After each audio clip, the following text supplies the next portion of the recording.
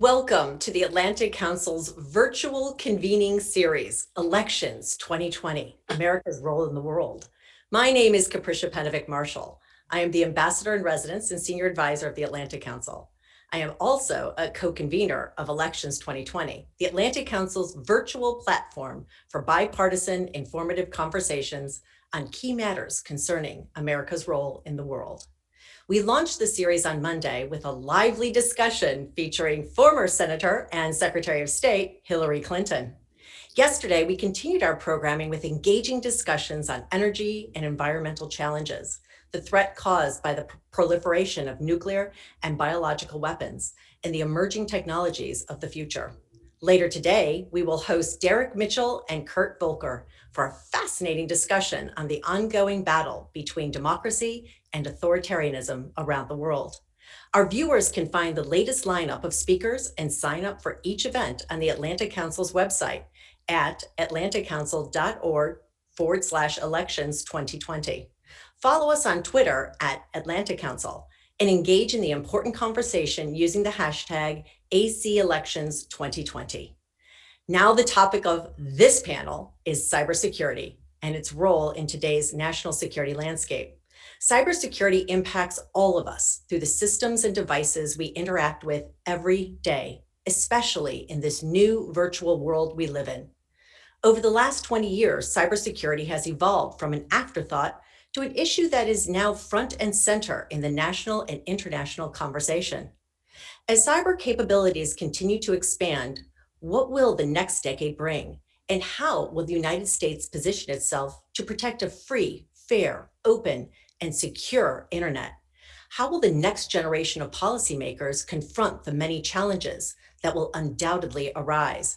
And how will they ensure we are ready to harness new and emerging technologies like machine learning and artificial intelligence to advance and protect U.S. interests and values? To examine how the United States should address all of these challenges, we have an impressive panel for you all today. The Honorable Dr. Jane Hall-Lute and the Honorable Michael Chertoff, and our moderator, Laura Galante. Now, before we dive into this conversation, I would like to introduce a very, very special guest, Mr. Jason George. We are so excited to have Jason here with us today to introduce our discussion. With over 9 roles to his credit in primetime television series and 50 guest starring roles, I am so sure many of you will certainly recognize him. When not on stage or in front of the camera, Jason's passion turns to advocacy, education, and engagement. He chairs the Diversity Advisory Committee for SAG-AFTRA, serves on the Creative Council of Everytown, the leading grassroots anti-gun violence organization, and has done work with St. Baldrick's, a leading childhood cancer charity. Jason, I'm so excited to have you here. Thank you for joining us, and over to you. Well, thank you for having me. Thank you very much. I'm incredibly interested in this topic. Cybersecurity, I just want to start because it all starts very personally. My first introduction to really computers at all, let alone cybersecurity, was as a kid. My father was in the Navy and he saw what the future was. So he bought an Apple IIe computer for my family, which my older brother took as his own. And in very short order, my father left and thought he could give my brother incentive to get better grades. For every A, you'll get 2 games. For every B, you'll get 1 game. My father went away on float with the Navy, and when he came back, my older brother had thousands of games because he developed that there was ways to crack the games. He discovered a network of people, and in the 80s, he was a hacker. But back then, hackers used their talents. Really, it was just about chess for them. It was about finding out if your defense was better than my offense, if I could get in. And I knew very few people that were actually trying to get money or manipulate information. Today, he uses his powers for good. He runs his own IT company, and he's even written a book about cybersecurity. But he's the first person who gave me some insight into how fragile security is when it comes to cyberspace. In the world of this COVID-19 that we all live in now, every night my wife and I take a walk in the neighborhood just to get out of the house because we have to do something. And as we're walking, we start talking about what we want to do for dinner. We need to order some groceries. Oh, and I have a bill I need to pay. So I pulled that device out of my pocket, my phone. That device that actually has more computing power than it took to send people to the moon originally. And I started to take care of some of these things. And as I was doing it, it occurred to me that on this device that I carry around with me all the time, that's with me all the time in handheld size, uh, was all of my financial information, access to all of my financial information, my credit cards, access to all of my personal information, access to my home address and my contact information, access to my health information. We check to see how many miles we're traveling, and it's got personal information about my health on there. It had all of the contact information for everyone that I work with, everyone I know. It had, it's the key to my electric car. It can access the security cameras in my home. It can turn on and off lights in my house. And I was thinking, if anyone ever got hold of this phone, that would be my world in their hands. And then it occurred to me, this is all very in short order, it doesn't matter if they get hold of my phone. It's all in the cloud. It's not, the phone is just the conduit to access that information that exists somewhere out there in the cyber landscape. I don't know where it is, but I know that it is. And it began to dawn on me, knowing that this panel was coming up, I know what I know, but I don't know what I don't know. And the things I know are that I don't know where the cloud is. I mean, I'm speaking to you right now on that same device, on my phone.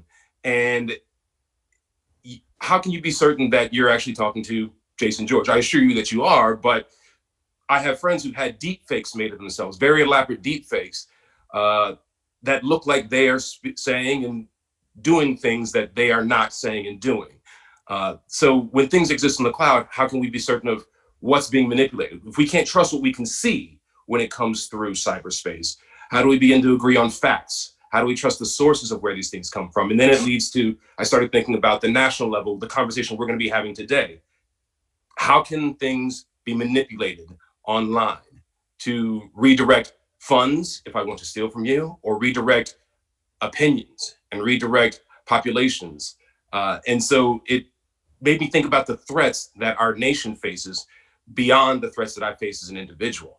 And so I was very excited to be a part of this conversation today, because I think that we all know certain things about the cyber landscape. We know that, we believe that we're willing to take these risks because the opportunities that are afforded to us financially, personally, through using computers and the internet vastly outweighs the risks.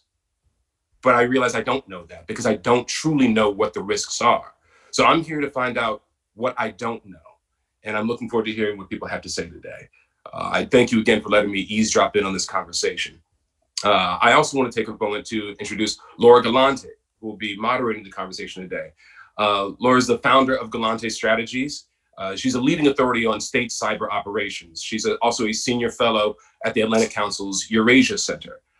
She directed analysis for Ukrainian Election Task Force, developing security frameworks for the Ukrainian government and their elections at the time. I also just want to give her a shout out because she has a BA from the University of Virginia, like myself. Wahoo wah, Laura. Wahoo So wah. from there, I will throw it over to Laura Galante, ladies and gentlemen. Thank you, Jason, and wahoo wah. Nice to have you joining us today, and we are very honored to have an incredible panel with us to talk about what the next decade in cyberspace will look at. And I'd like to take this in two different directions. One will be in terms of the challenges that we're going to face. And anyone who listens to cybersecurity panels knows that we frequently get stuck on the threats, but sometimes we don't have time to get to opportunities. And that's what I want to make sure that we have a chance to do today, is talk about what sort of innovative opportunities we will have over the next 10 years as well. And we have two people who are so well poised to talk through the next decade of challenges and opportunities. First is Secretary Chertoff. Of course, he was the former Secretary of the US Department of Homeland Security, the second Secretary. He is now the chairman and founder of the Chertoff Group, a global management risk and advisory firm with offices in DC. And he's also the chairman of the board of BAE Systems and a partner and senior counsel at Covington and Burling. Thank you so much for joining us today. We're excited to have your insight on the panel. Good to be on. We are great. We're also joined by former Deputy Secretary, Dr. Jane Hall-Lute, who's joining us today and comes as well from the Department of Homeland Security in her former role. She's also served as the Assistant Secretary General of the UN and was responsible for UN peace operations worldwide. She is currently the board director of the Atlantic Council here and on the advisory council for the Brent Scowcroft Center for Strategy and Security. She's also the president and CEO at SICPA North America, a company that specializes in solutions in the technology space. We're honored to have you, Dr. Lute. Thank you. So let me kick us off with the first question. Let's head over to a country that hasn't been in the headlines as much in the last week, but that's not saying much with the speed of news this year. That's China. If we think about the last 10 years, the last decade of cyberspace and threats that we've seen come out of China, it's characterized by intellectual property theft, regional assertiveness in the South China Sea, and actions against Hong Kong, even in the last few months. We've also seen Huawei, a Chinese company, take enormous steps in 5G and other infrastructure projects. And then, of course, the One Belt, One Road initiative in expanding infrastructure in Africa and other parts of the globe. China has had an enormous effect in cyberspace. I'm interested, Secretary Chertoff, for your take on how you see China asserting its role both through technology and in cyberspace over the next decade. Can you start us off? Well, yeah, I'm happy to address this. And I think China is, at this point, probably the primary rival to the United States in terms of global influence. The Chinese have, as you point out, been engaged over a number of years with intellectual property theft, which they have been able to leverage to increase their technological capabilities. But beyond that, the Chinese have also brought together all of their economic tools, their technological tools, and even their informational tools as a way of pushing forward around the globe, particularly in the Southern Hemisphere, to increase their influence and maybe even ultimately their leverage over other countries. And so we've seen that with investments that they've made to support infrastructure in the Southern Hemisphere. Often it's actually being built by Chinese laborers, but it also gives China a tremendous amount of economic leverage over those countries, as some of them have discovered to their chagrin. The Chinese have become increasingly assertive under Xi Jinping in terms of promoting their view and attempting to pressure people outside of China to subscribe to that view. And so we've seen, for example, American companies that have been criticized by the Chinese because, for example, they have Taiwan on the map, and they are then threatened with an economic penalty.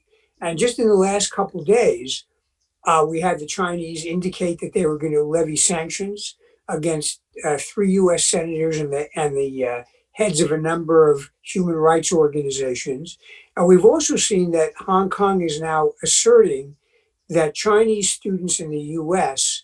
who say things that are perceived as disloyal to China could be criminally prosecuted if they ever go back to China.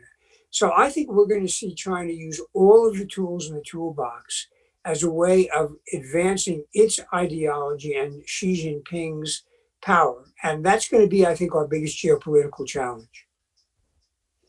Thank you. Dr. Lute, we'd love your views. I don't disagree with anything that Secretary Chertoff just said, but I would like to just take a step back and look at this in the broader context and connect it to cybersecurity. And when you think about, when it comes really down to it, and the cybersecurity, what is the problem? What can be done about it, and who should do the work? Well, the biggest problem may be that the familiar role that governments have had, certainly through our lifetime, through generations, is that they've been the monopolists on security. They've had the monopoly on the legitimate control over lethality and rulemaking. And that's still true in space, it's in the physical world. It's reflected in our laws and policies and in the history of international relations. It is not true in cyberspace. Governments are not the monopolists when it comes to security. They are very active actors, as Secretary Chertoff just went through with China. And their activities in cyberspace are not isolated from the broader sense of policy, the broader sense of self, and the broader sense of power. that countries like China and others are realizing.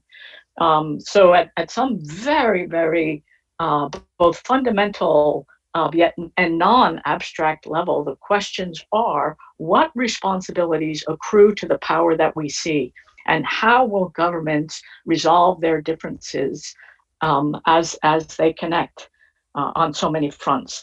The problem is exacerbated by the fact that our reliance on technology, on IT, and access to the internet is complete. It is complete. None of us made it onto this call. None of us got up this morning and made it through our day without relying on technology and access to the internet. But equally, that reliance is matched by our vulnerability, because there is nothing we can do confident that our information and our identity, as Jason was talking about earlier, is not up for grabs and not already been grabbed. So we have this vulnerability against a backdrop of extraordinary reliance. And where do we turn typically for security, for that reassurance? To our governments. But it is not clear what the role of governments will be in security going forward. And just finally, Laura, you mentioned, where will we be in 10 years? I mean, we're dealing with problems today that we didn't even know existed 2 years ago. And so I think that 10-year gap, while ambitious and quite typical in the world that Secretary Chertoff and I live in the policy world, in the foreign policy world, certainly, it is not the frame of reference to make confident predictions when it comes to the cyber world. Great. Let me build off of one of the topics that you're bringing up here, Dr. Lute, which is around vulnerability. One of the stated goals that President Xi has been saying for years now is that China will be the supreme power on AI, on artificial intelligence. And I'd be curious, if you look at China's drive towards AI in a similar prism that you saw China's drive to even get industry and the economy modernized in the last 20 years, what will supremacy in AI look like if China is the country that is driving the use of machine learning and artificial intelligence and its implementation in a variety of industries? What vulnerability does that present for the US? And or what sort of partner does China become for US technology companies? Dr. Chertoff, Secretary Chertoff? Well, first of all, I do think AI is obviously a rapidly developing field of technology. I do want to put a little asterisk by the word intelligence, because to me, intelligence is more than machine learning. It involves judgment. It involves a certain amount of self-reflexiveness. I'm not convinced we're at the point or near the point where machines are going to be able to really be intelligent in that way. And as we've seen in some instances, often machine learning leads to some very bizarre conclusions analytically when prejudice or bias or simply skewed data winds up entering into the learning. And all of a sudden you get what Amazon discovered, I think a year or so ago, that all the people being recommended for jobs are white men, because the machine looked back historically and saw white men had jobs. And obviously that's skewed and messed up. That being said, I do think that machine learning is going to be an area of contention. And one thing I've discovered in not only talking to people in government here, but overseas as well, is a real concern that China is building its artificial intelligence by stealing huge amounts of personal data. One of the things that's going on in the US now is a pushback on, for example, TikTok and similar enterprises, based in part on the concern that the accumulation of personal data will be used to feed artificial intelligence and build databases of all American citizens. Many of the people on this call will remember that there was a big hack in the Office of Personnel Management, and files on millions of people, background checks, were stolen. A lot of people believe that the Chinese did that.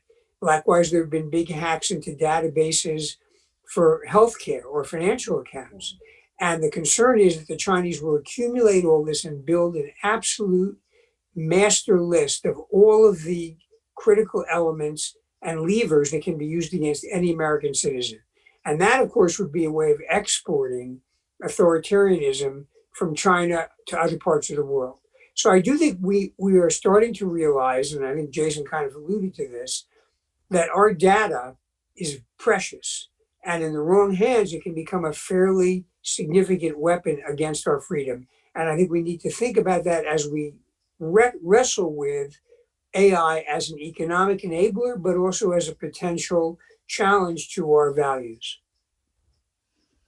Yeah, I would support what Secretary Chertoff is saying, but I would also say that, we shouldn't view Chinese AI capability as the one ring that will rule them all. I mean, the rest of the world is not standing still. I mean, the United States has got a number of very, very aggressive activities going on, and there's a movement increasingly that the government build a cloud, a research cloud for AI because of the scale and the continuity and the engagement that's necessary to bring together the private sector, to bring together academia, and to bring together government. I mean, there is a sense that there's a need for regulation, there's a need for public-private partnership, and there's really a need for emphasis on the innovation necessary for us to compete in this complex world.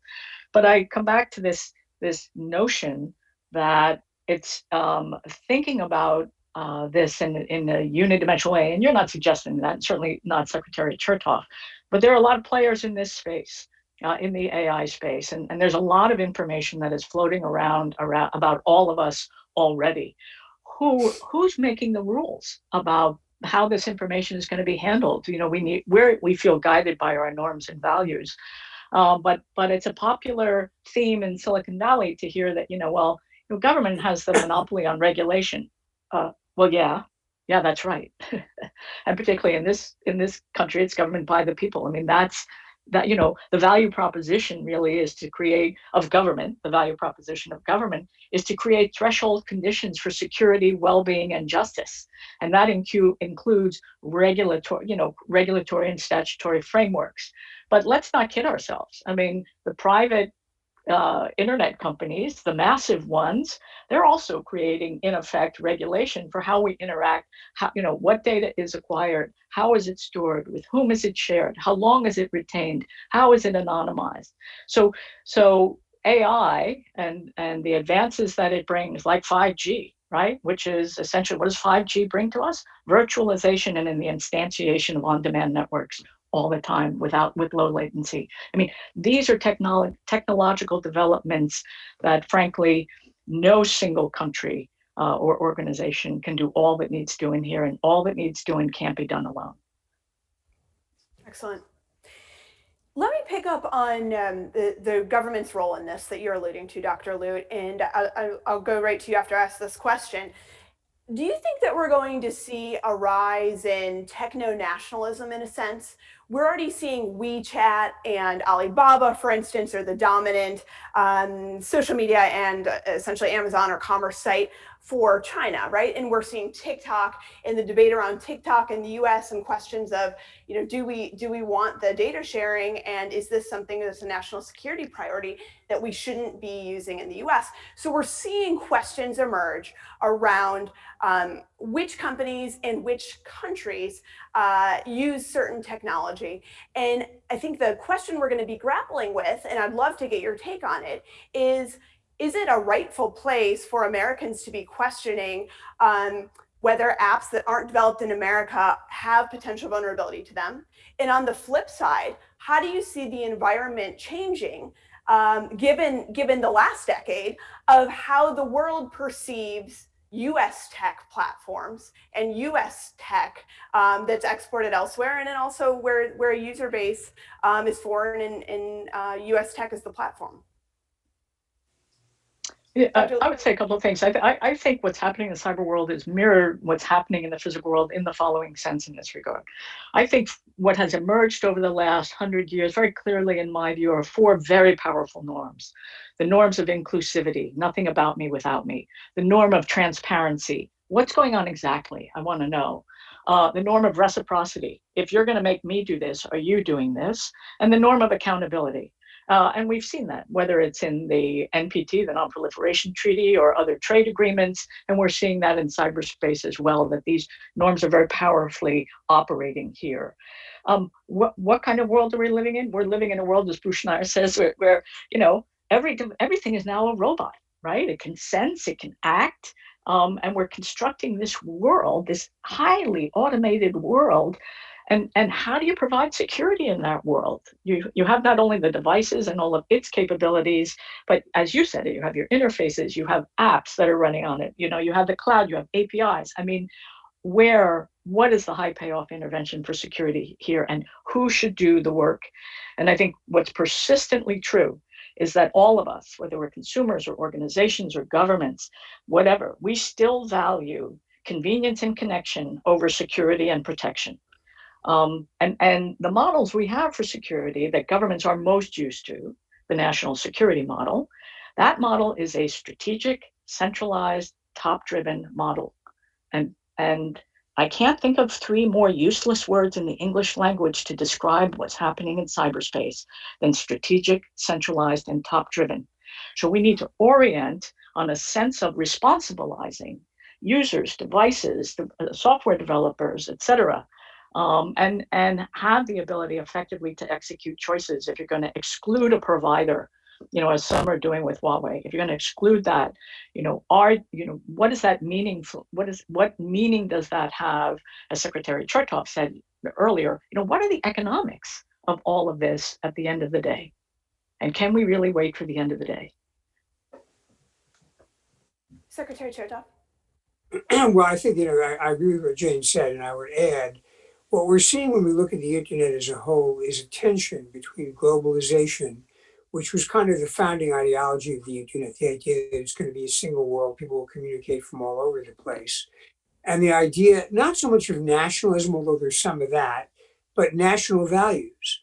The reality is that if you are a state that believes in controlling information that gets to your population, like China, and that it wants to have visibility into everything, all the data relating to your citizens, like China, you're going to be in tension with countries in Europe and North America that are more accommodating to privacy and civil liberties and having some limitations on government.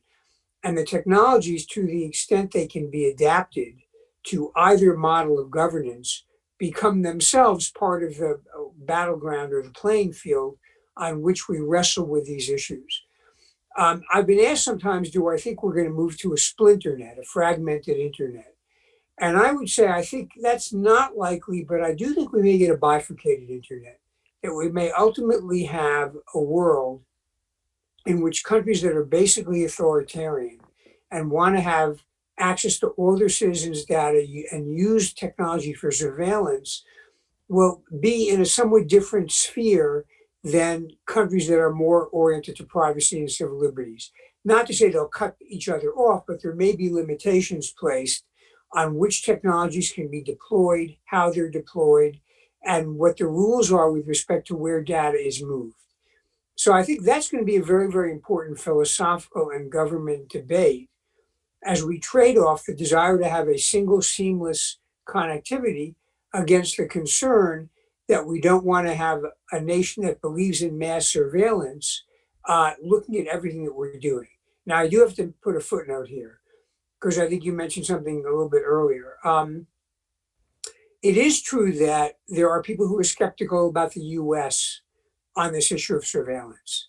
And when Snowden put out his raft of stolen information, it certainly created sensitivities in Europe and other parts of the world about whether US technology platforms were tools of the US intelligence community and doing what we know the Chinese do.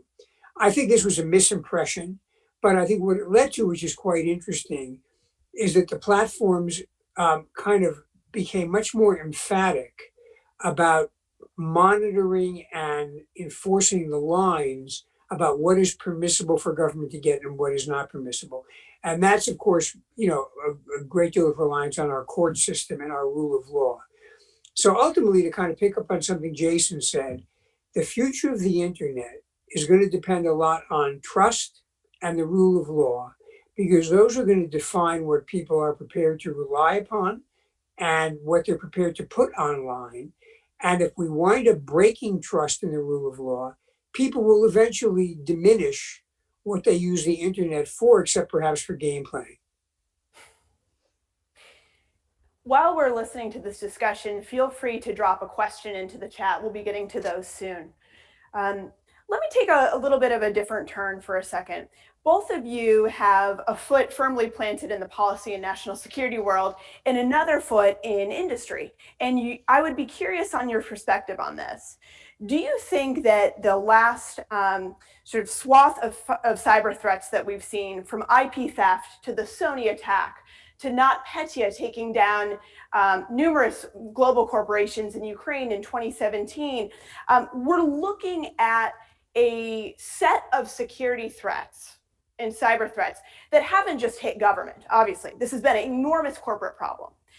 I'm curious if you're starting to see the risk calculus change in corporate America around what sort of national or international security threats companies are going to be facing, and how are they starting to adapt to those risks if you do think they're taking those on. Let's start with Secretary Chertoff here. I don't think there's any doubt that the threat profile has changed, and that's affecting the way the private sector, particularly critical infrastructure, is viewing what their security concerns and obligations are. We've moved around from just theft of large amounts of money and intellectual property, which are bad enough, into what you've observed are basically destructive attacks, whether it's ransomware and NotPetya, locking down and rendering inoperable large parts of a business like Maersk, the shipping company, or the possibility of attacks on industrial control systems that could undermine the electric grid or water supply companies.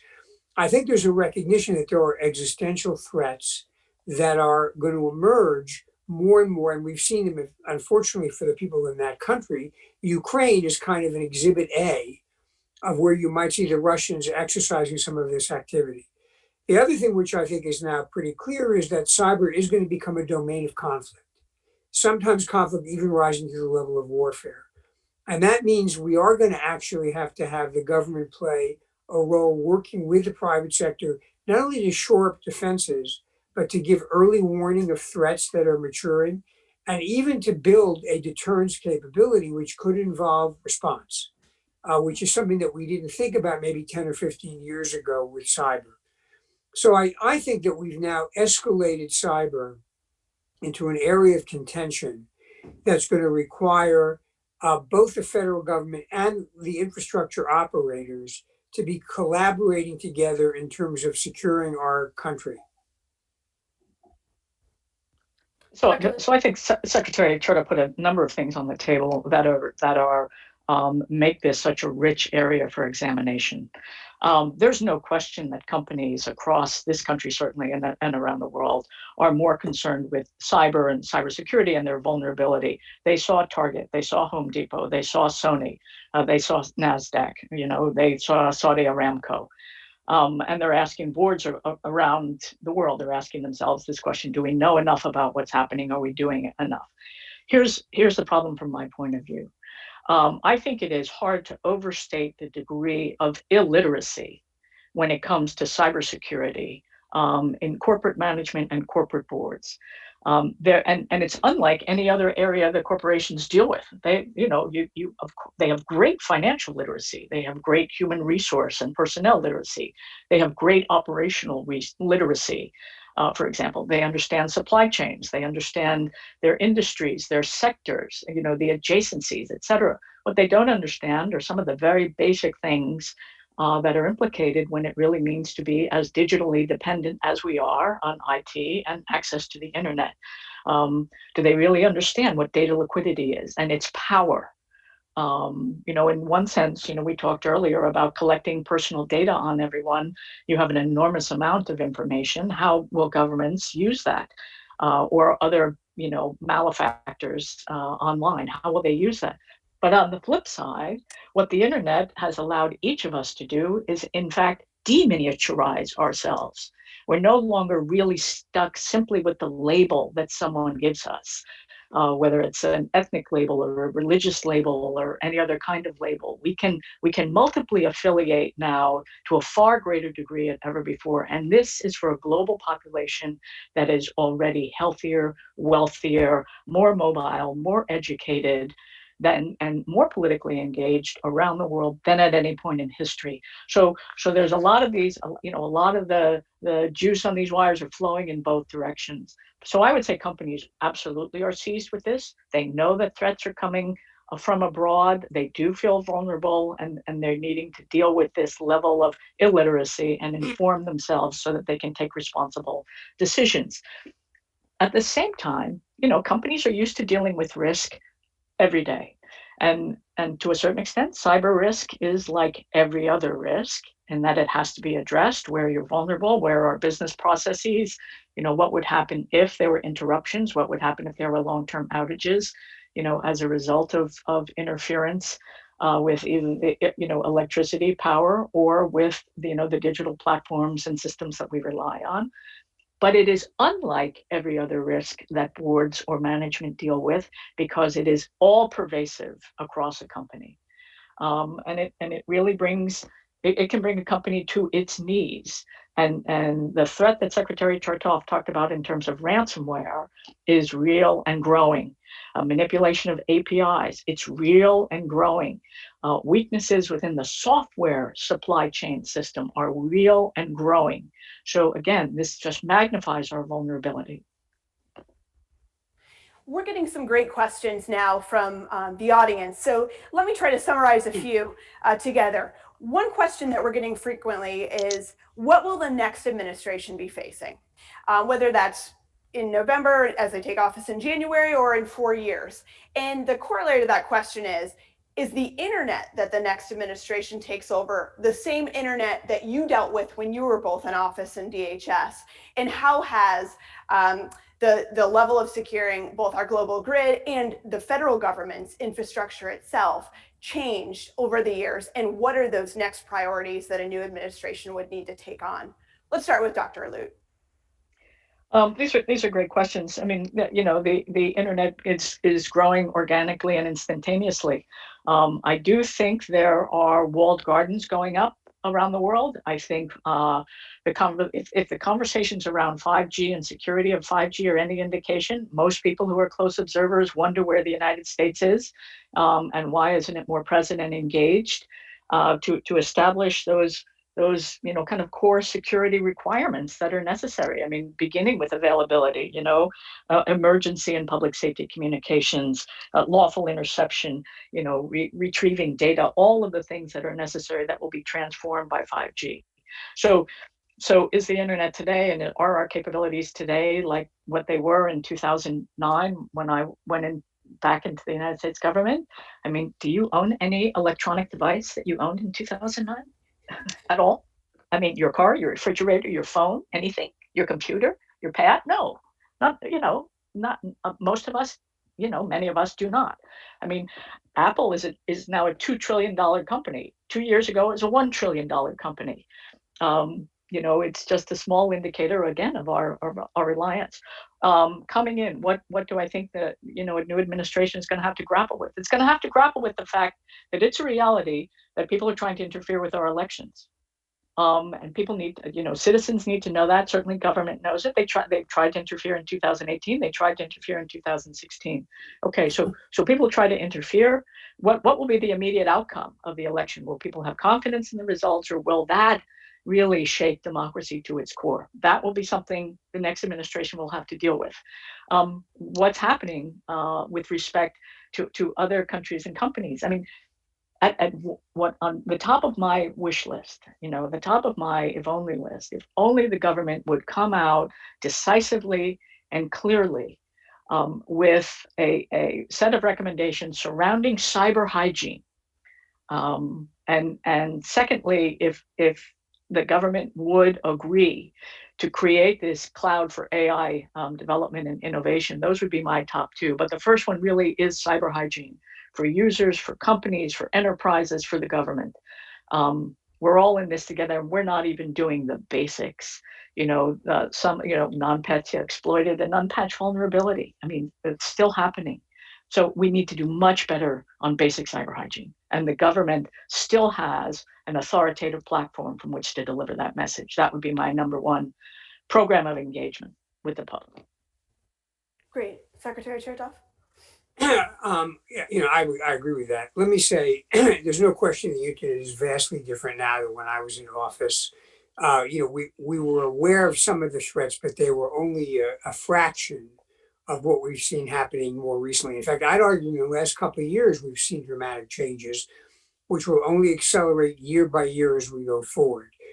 For example, in the post-COVID environment, I think we are permanently going to see more online commercial activity and work activity, even when we have, the pandemic finally abated. The habits people have developed in terms of remote work, being able to move someplace maybe further away from a big urban center, but continue to work in a big city, avoid business travel to some extent because you can do online meetings. This will persist and continue. But what that will mean is the infrastructure on which we're conducting these online activities is going to become even more strained and even more overwhelmed. And that's going to mean we have to A, build out a more robust infrastructure, and B, we're going to need to recognize that the security of that infrastructure is going to become increasingly more urgent. And that's one of the reasons I think right now we're having discussion about, for example, supply chain. Who is supplying the critical infrastructure, hardware and software for the build out of 5G? How do we secure against the next generation of threats? And particularly when people are working from home with their own devices, how do we make sure cyber hygiene isn't just at the enterprise level, but it's at the personal level? People aren't simply using their home machine to access a bad site and thereby infecting everybody in the enterprise. So that's going to be one category of issues. I'd say the second thing that has emerged and will intensify is disinformation. The use of platforms and other internet media as a way of undermining trust and faith in institutions. If you go back and look at Russian and Chinese military doctrine, this goes back decades, there's always been a recognition that undermining the unity of effort of democracies and confidence of people in their governments has been an important weapon in the geopolitical struggle against the West. And what we've seen in recent years, not just with elections, although certainly elections are top of mind right now, but even with respect to demonstrations and public attitudes, is an efforts on the part of foreign governments to sow doubt, distrust, and cynicism about all kinds of public issues as a way of ultimately undermining people's faith in government. And here's the bottom line: to have a democracy and to have a rule of law and to have norms, people have to have faith in these institutions. If we wind up with the internet promoting widespread cynicism and distrust, then basically you start to see people gravitate to a strong man or somebody who's going to be an authoritarian. And we're watching this now as we speak around the world, whether it's Brazil, whether it's Belarus, whether it's Hong Kong. We see an increasing push in that direction. Although on an optimistic note, what we're also seeing is there still are many people who do have faith in freedom and democracy. And right now they're in the street in Belarus and in Hong Kong, and frankly, in some of the streets in the US as well. Let me pick up on a bit of that. There's a question here about how the US can leverage its soft power to advocate for a free, open, and secure internet. But let me ask it this way. For years, one of the major policy goals in government, and obviously you were part of this and I was part of it a bit on the negotiating side in Department of Defense, but we were looking to advocate for a global commons, and the US would push back frequently against efforts by the Chinese and the Russians to look for information weapon bans or other sorts of policy that would inhibit free speech. And it now feels like, especially in a post-2016 world, that in some ways the greatest game of judo has been played against that talking point, against an open, free internet, in the sense that the Kremlin was able to call our bluff and say, sure, if we're able to go and amplify certain voices and take a pretty clear information operations efforts against the US, that won't breach their sovereignty. This is a way that we can have influence without crossing any of the more physical or obvious recognized norms that we had before. So How, in the next few years, does an administration or the government start to grapple with the need for this free and secure internet that we've been advocating for now 30 some years, and the needed security on the other side, and the implications that we've seen when the open internet is taken advantage of? How do we start grappling with those two truths in a policy sense? Dr. Lute? So I think that this joins a list of major strategic questions that over the past 75 or 80 years have shaped the international community, largely led by the United States and like-minded, as Secretary Chertoff mentioned before. In the aftermath of World War II, the great strategic question was, how will we prevent World War III? We have just seen back-to-back world wars with untold devastation around the world. How can we prevent that? How do we prevent the Great Depression? Coming out of that were international institutions, by the way, with members, not all of whom were like-minded. But there was a dialogue and a commitment to the kind of institutional stability, the kind of weight-bearing institutions that Secretary Chertoff mentioned. During the Cold War, the big strategic question was, how do we prevent nuclear annihilation of the planet when the only thing standing between us and that annihilation is our judgment? And again, here, the United States and the Soviet Union, together with other nuclear capable states, created regimes to control that, imperfect as they were. And there were insiders and outsiders to those regimes that, that created tensions as well. But again, it was largely a multilateral approach where states of very different orientations came together because the stakes were so high. In the post-Cold War period, in the fall of the Berlin Wall, the really big strategic question was, gosh, it's a unipolar moment. The United States is that much more powerful than anyone else. The big strategic question is, what will it do with its power? And there was a sense for many during those years that the US answered that question by saying, whatever we want, we'll do whatever we want. And there was debate over that, of course. Now one of the big central questions is, how fragile is the American commitment to democratic values? We hear that from colleagues around the world.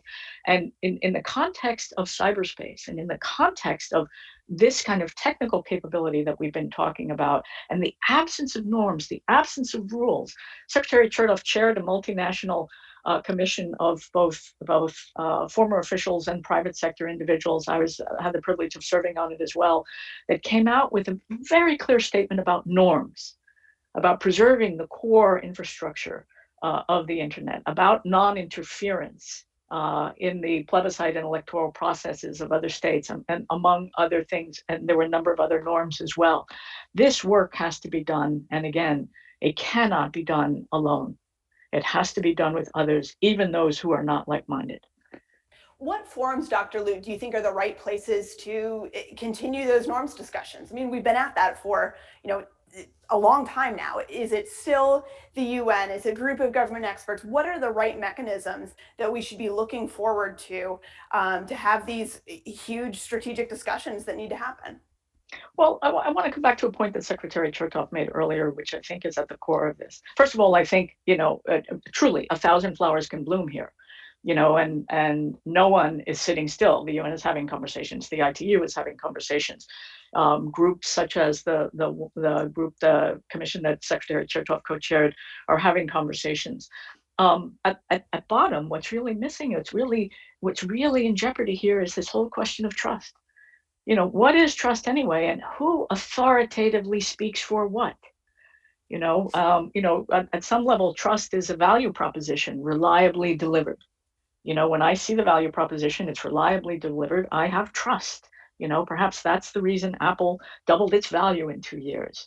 But what we see right now is this global cyber awakening, where people have been empowered with this connectivity to each other, to ideas, to capabilities they didn't have even 2, 3, 4 years ago. And they like it, they want more. But it has a downside, of course. And at the same time, we see people are angry. They don't trust banks, they don't trust businesses, they don't trust their governments. Where can they, deposit their trust? to be able to build out conversations and listen to authoritative voices to help guide us forward. So I don't think there's any forum that has a corner on the market here, but I do think this is an issue we have to pay attention to. And again, we do it best with each other. I think we do it best with strong, assertive, clear-eyed US leadership that is both self-regarding in an appropriate way, as we should be. I'm a realist at heart, but also other regarding. What kind of country do we want to be in 10 years? And what kind of world do we want to be in as we become that? It's great. And I think Secretary Chertoff, building off Dr. Lute's rightful ability to hone in on trust being the next central commodity that's going to be required to take on these issues. Is this a problem, grappling with how open the internet should be, that's just something that lives in these government and one-off territories, or are people who are watching this who might be in Silicon Valley, who might be in a tech company elsewhere in the country, are there other people that are part of this internet ecosystem who need to start thinking, grappling with how their own role in the technology sector and in other sectors starts to help this collective need to rebuild trust around what a better internet looks like?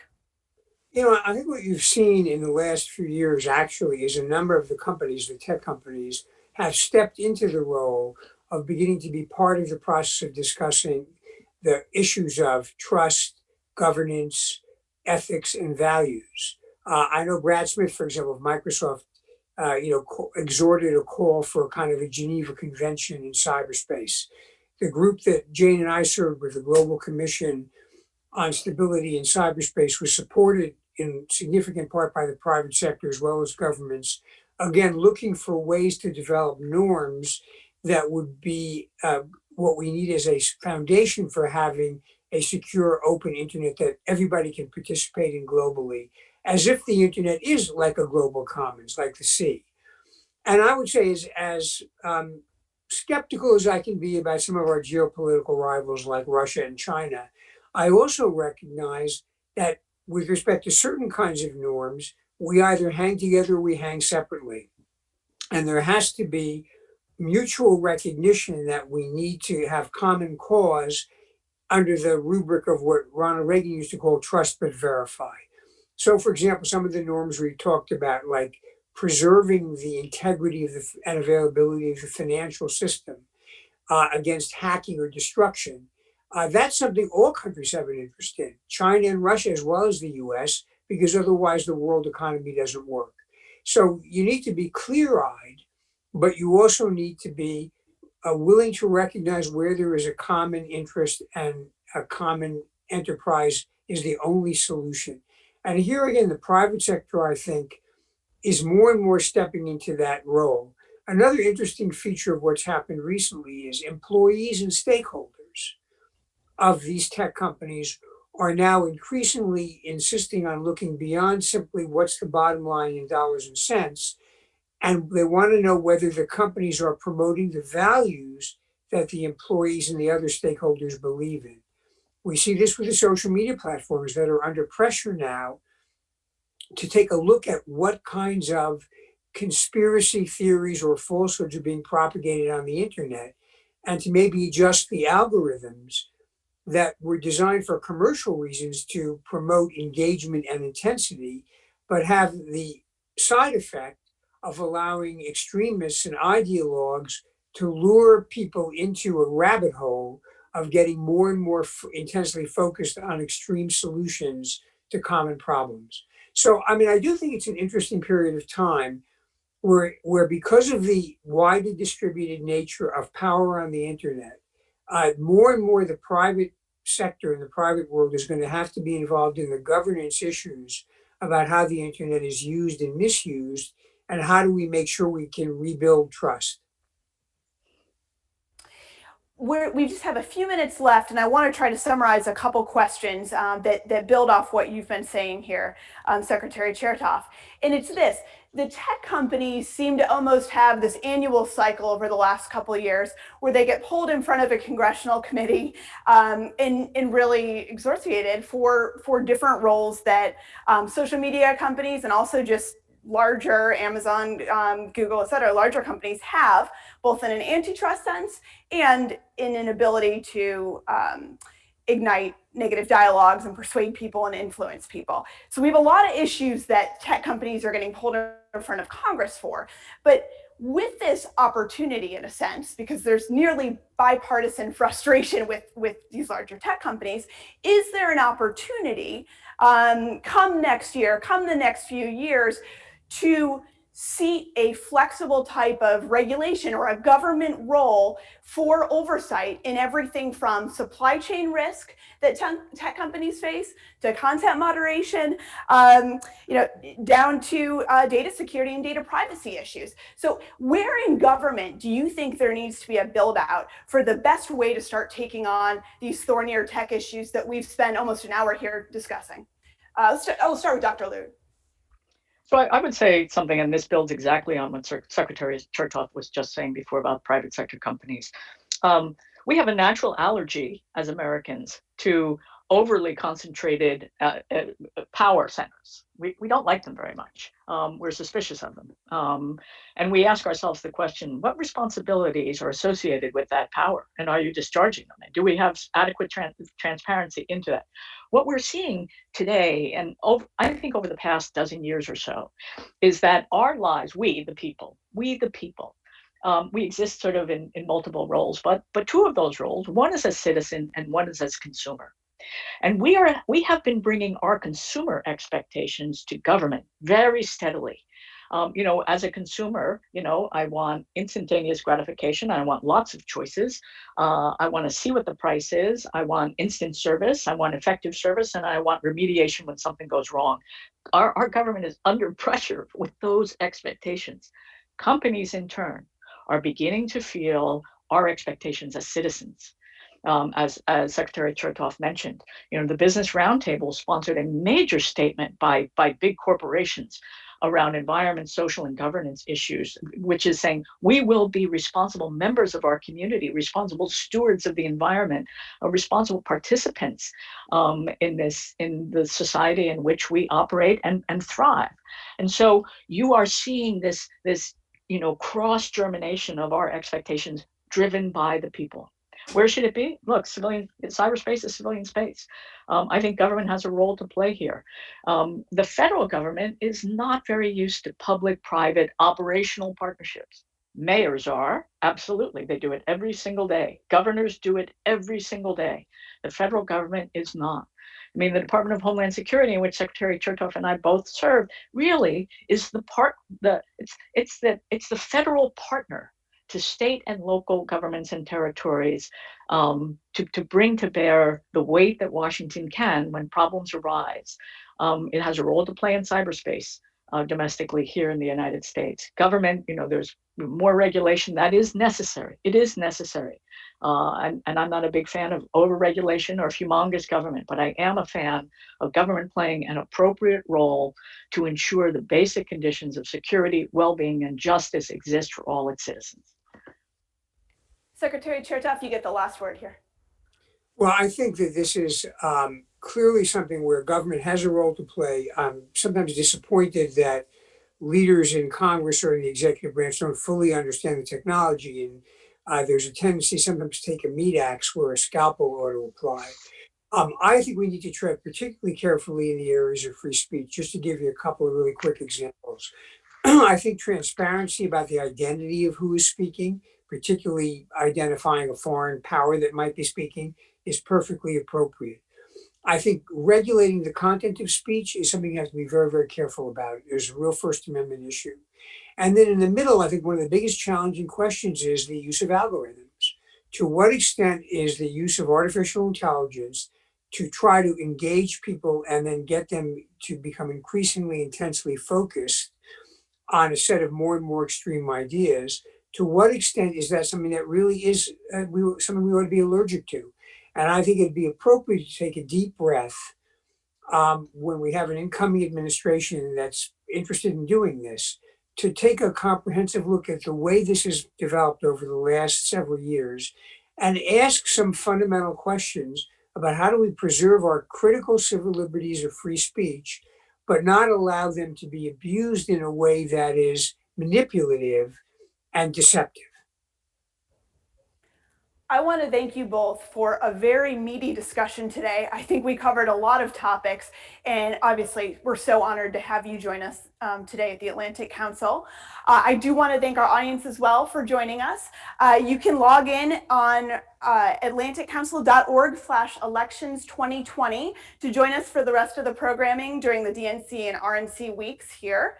You can also follow us on Twitter at Atlantic Council and use the hashtag #ACElections2020 to join the conversation. Thank you all so much. Have a great day.